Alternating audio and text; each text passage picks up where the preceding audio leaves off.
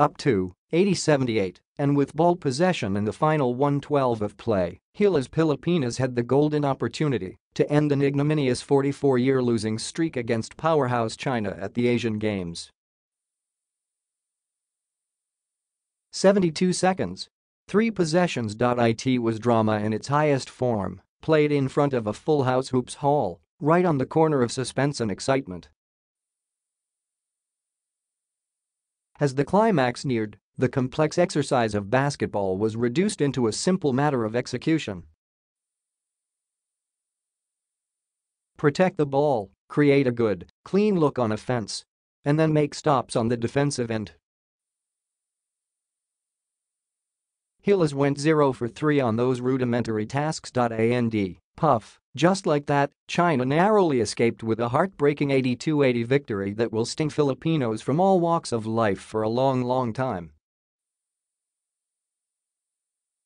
Stanley Pringle started the series of unfortunate events with a turnover in the final 51 ticks, which led to a game-tying fast-break layup by Zhao Rui. In the ensuing play, Jordan Clarkson missed a contested jumper and then fouled Zhao, whose 2 free throws sealed the deal. In a close game such as this one, the judgment gets clouded, the heart could wilt, and the toughness may surrender to the pressure. Unfortunately for us, despite Gilas' determined stand, the Chinese didn't fold like lawn chairs. According to www.fiba.basketball, the Red China squad has been practicing since May 15. And their cohesion showed. They sank 19 of their 37 two-point field goals, a high 51.9%. They controlled the boards, 49-47, and while they tanked beyond the arc, 7 of 29 from 24%, the Chinese finished with 23 made free throws, 12 more than Gilas. Even after Gilas took a momentum-shifting 80-77 bubble in the endgame, China didn't panic. They stayed true to form and ran their sets on both ends of the floor like a well-oiled machine. In contrast, Gilas looked like a team that was assembled on short notice and whose best player only had 4 practice sessions under his belt. Pringle showed the moxie that epitomizes the Filipino spirit, finishing with 14 points. But his late turnover, the last of 5 miscues, gave China a new lease on life. Clarkson played like Jordan Clark Kent, tallying 28 points, 8 rebounds and 4 assists. But in the final 46 seconds, with Gilas down only a pair, he hoisted a contested, ill-advised jumper with still 11 seconds remaining on the shot clock. White. Maybe he wanted a 2-for-1.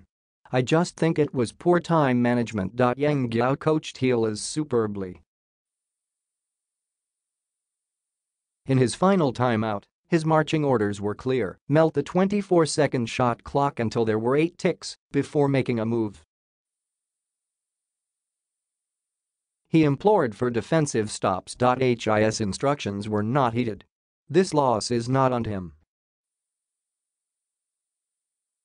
China wasn't as good as advertised, but Zhou Kai was a beast with 25 points, 12 rebounds and all 7 of his team's blocked shots. Wang Zhelan acquitted himself well with 13 points and 7 boards, but the celebrated duo of Ding Yanyahang and Sun Menghui combined only for 13 points, 5 assists and 3 turnovers. Gilas' shooting was, to put it mildly, horrendous: 18 of 46 from two-point range, 39%, and 11 of 34 from long distance, 32%. The fact that they somehow hung with the stratospheric Chinese was a tribute to the spine and the fearless resistance that guys such as Bo Belga, Paul Lee, John Paul Aram and Kristen Standhardinger put in.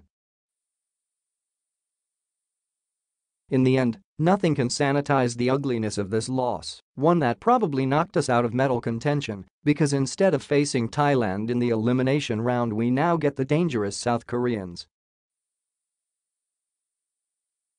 But for a day at least, Gilas showed that, while glory wasn't achieved, guts can go a long way.